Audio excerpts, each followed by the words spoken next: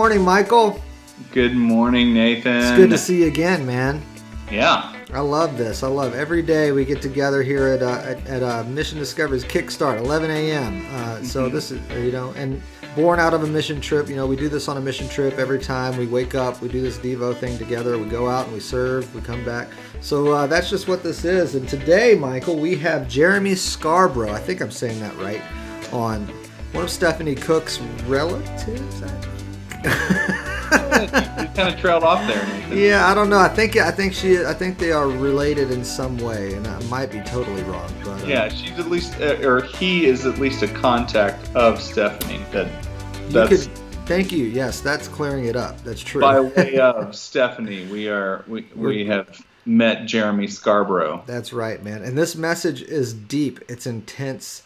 He's got all kinds of visuals going, so I need, if you're watching this, pay attention.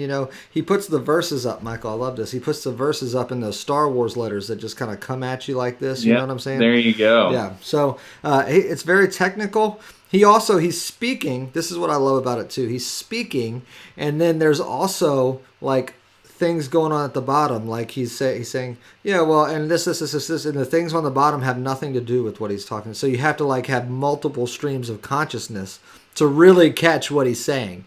So, so pay attention because this is important.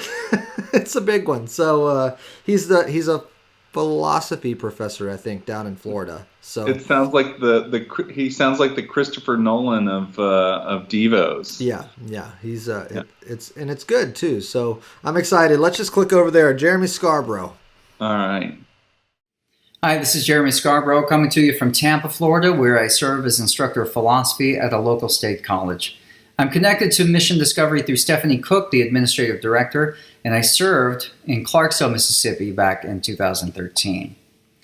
The Mission Discovery motto is to love is to serve. Today I want to press into the question of what it means to serve. As Christians, we live between two kingdoms. We are citizens of the world, yet foreign ambassadors to a heavenly kingdom. The heavenly kingdom, the kingdom ever after, is a reflection of the nature of the king. So who is the king? Truth and goodness. What is the kingdom? Beauty, justice, and community. As kingdom ambassadors, we are called to model heaven on earth, and we see this modeled powerfully in the second chapter of Acts, verses 42 through 47. They devoted themselves to the apostles' teaching and to fellowship. All the believers were gathered together and had everything in common. They gave according to their ability and community need. They worshiped together, enjoyed one another's company, and praised God doing so. Note the many faces of service here. Now I'm going to work backwards in this passage because I really want to stress the author's first point. First, they praised God. Recall Jesus' own words. The second greatest command is to love your neighbor as yourself. This is related to the first and grows out of the first. The greatest command is to serve God, to love God. Our service and ability to love horizontally is affected by our service and ability to grow in love vertically. Second, they enjoyed one another's company. Many people are just lonely and hurting out there. Since the greatest thing that we can give is time, since we never get that back, just spending time with someone, eating, playing games, talking, fellowship, is one of the most potent forms of service. In case you've never thought about it, this is why mission trips often include just as much worship and fun time as they include work. Because you are not just serving the beneficiaries of your work. For example, when you paint someone's house or repair someone's fence, you are also serving one another in the mission group. You're serving yourself as well as you fellowship with one another, even fellowshipping through work. Seeing your fellowship is also a service in and of itself to those who directly benefit from your work, the people whose house you painted or whose fence you rebuilt. They will remember the beauty of your community and appreciate the time that you shared with them more than they will simply admire your work in the years to come.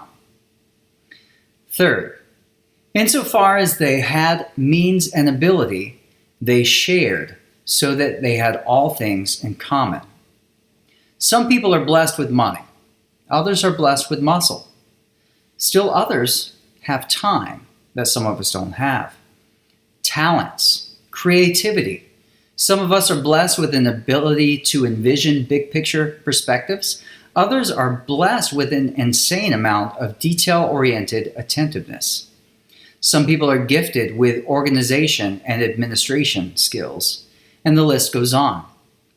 I see a common mistake in some Christian ministries of trying to fit God's beautiful plethora of complex individuals into a pre-fashioned formula, both for evangelism and for mission work.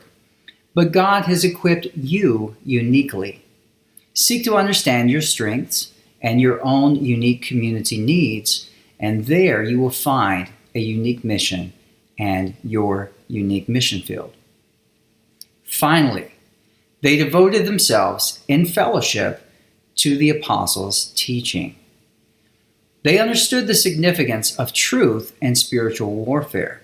Spiritual warfare is not depicted biblically as us battling Satan over our desires, or the old cartoon idea of the angel and devil, each on a different shoulder, pulling us in one way or the other. We have that war naturally within us. But remember that Satan is called the father of lies. Spiritual warfare is a battle over truth. Truth as it relates to God, truth as it relates to shame and guilt, truth as it relates to hope, truth as it relates to the nature of our desires, both good and bad, and truth as it relates to our identity and responsibilities and ethics. Just think of all the confusion out there these days concerning identity and the nature of our bodies. Spiritual warfare is a war over truth, a war of ideas. So the final point, one that is often overlooked, is this. We serve others by preparing our own minds. We prepare our hearts for worship, but we prepare our minds for ministry. And the heart of our understanding will minister for us through the work that we do. Some of the most confusing terms out there are God and faith and sin and salvation. And too often Christians evangelize by beginning with sin and salvation when others do not necessarily understand what these things mean. And the gospel is not good news if one does not first understand that there is bad news. Understanding the bad news requires healthy understanding of who God is, who we are meant to be. Then we can better understand our sickness and the solution. Through understanding comes faith, and through our faith shines the grace that reaches and touches the lives around us. Yet far too often, faith is a poorly understood term, even by the believer. And so it is no surprise that it comes across to the unbeliever as merely wishful thinking, or worse, pretending to know something you don't. Karl Marx famously said that religion is just the opiate of the people. On this view, faith is like a drug. People take drugs to numb pain and feel better for the moment. This would mean that faith is just something we claim to make ourselves feel better about the things we cannot change. But this is not the picture we get from Paul in 1 Corinthians 15 when he says, "If Christ was not raised from the dead, our faith is futile, and we are deceivers to be pitied above all." No, if read carefully, you begin to pick up on the fact that there are appeals to evidence throughout the scriptures. Through Moses, God gave both Egypt and Israel sign after sign, testifying to the living God among Israel. Jesus performed miracles as affirmation of his proclamation, the greatest, of course, being the resurrection. Peter, Paul, the author of Hebrews, and others continually appealed to evidence. Faith, properly understood, is a conviction concerning what is true about reality. This is called a worldview, and everyone's got one. If everyone has a conviction about reality, which includes a conviction about the truthfulness or falseness of religious teachings, then, despite the popular atheistic appeal or opinion, everyone actually has a religious view. And confident in their own understanding, as they are, confident in their own view, everyone demonstrates, that faith to which they hold by living in light of their convictions. Every time we act in light of our worldview, we are gambling. We are wagering our understanding of reality and eternity against the actuality of eternity and reality. Properly defined, then, faith is worldview, wagering, action.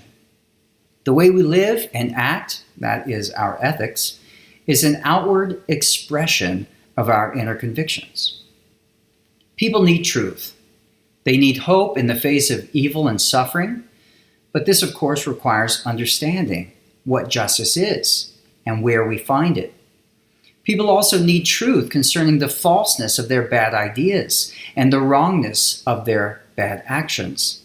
And again, since ethics is simply the byproduct of worldview, then helping to understand their bad ideas is helping them to understand the better alternatives concerning ethics, the better actions. In 2 Corinthians 10, verse 5, Paul says, "We destroy arguments and every lofty opinion raised against the knowledge of God, and take every thought captive to obey Christ. So we serve others when we can share truth."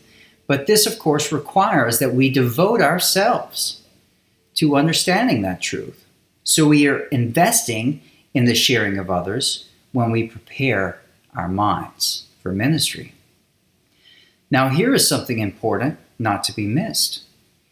If faith is simply the process of our worldview leading to our actions or showing itself in our actions, what do my actions say about my worldview? In 1990, Brennan Manning wrote, "The greatest single cause of atheism in the world today is Christians who acknowledge Jesus with their lips and walk out the door and deny him by their lifestyle. That is what an unbelieving world simply finds unbelievable.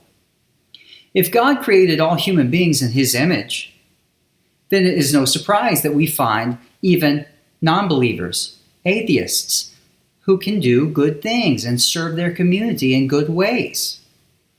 What a shame it would be for the one who has rejected God and God's kingdom to do a better job of sharing glimpses of that kingdom than those of us who are already kingdom citizens and called to be kingdom ambassadors. We are doing a disservice to our friends and neighbors when we do not properly carry the call forward. We are called to be representatives of God's will, which includes not being conformed to the world, but being transformed by the renewing of our minds into the likeness of Christ, Romans 8 and Romans 12. Having a heart of thankfulness in all circumstances, 1 Thessalonians 5:18, and letting the goodness of our actions silence the ignorant accusations raised against the kingdom of God, 1 Peter 2:15.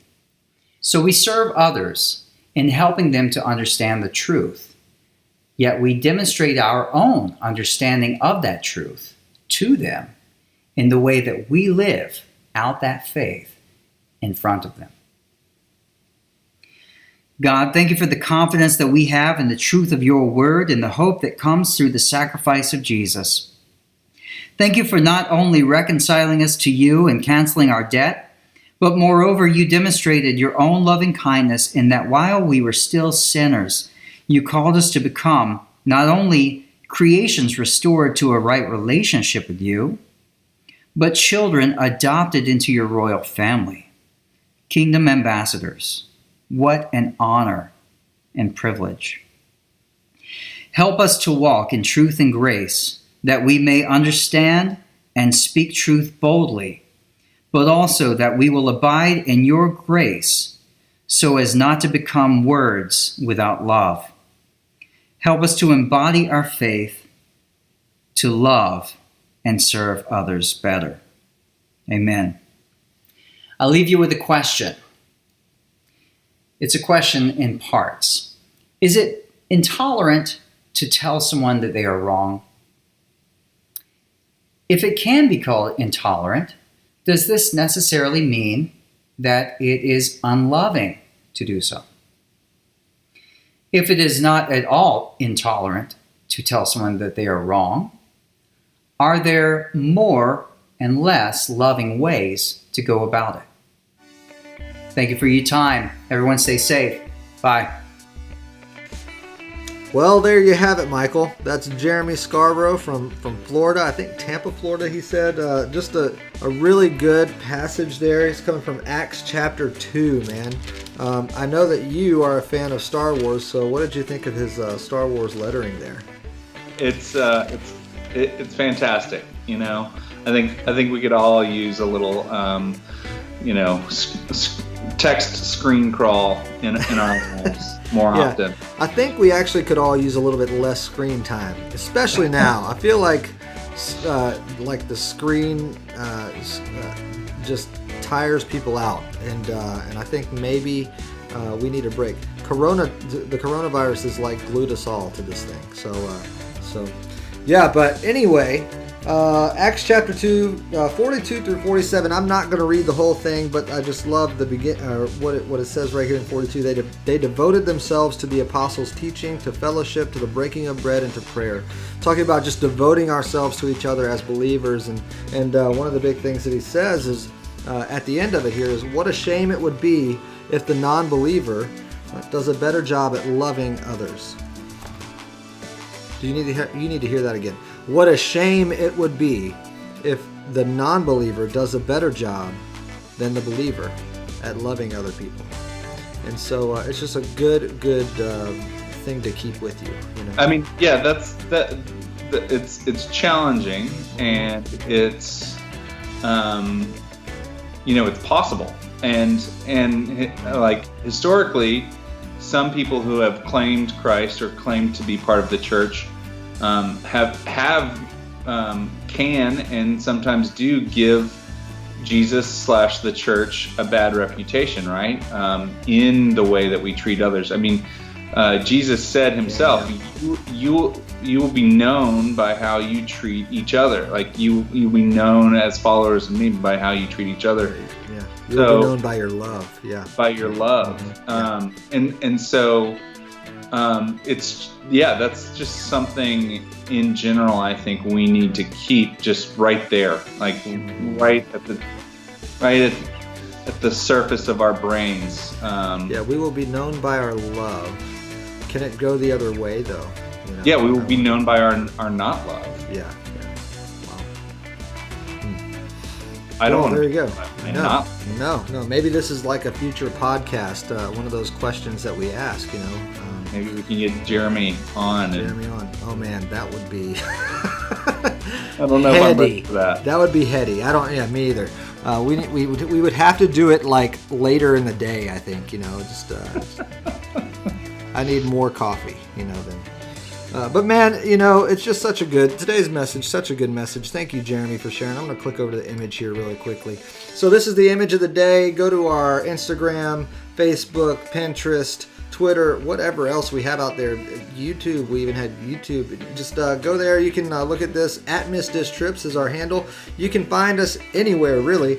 And take this to your kitchen table, wherever you're meeting for small groups. Michael, it's been wonderful. Another good day. So thanks for hanging with me. I'll see you tomorrow. Wait, no, I won't. Tomorrow's Flashback Friday. And you know what? Friday. Hey, so here's the deal. On Tuesday, we tried to show Kelly's video, Kelly Crawford, and we did do the audio. We did, so that was good.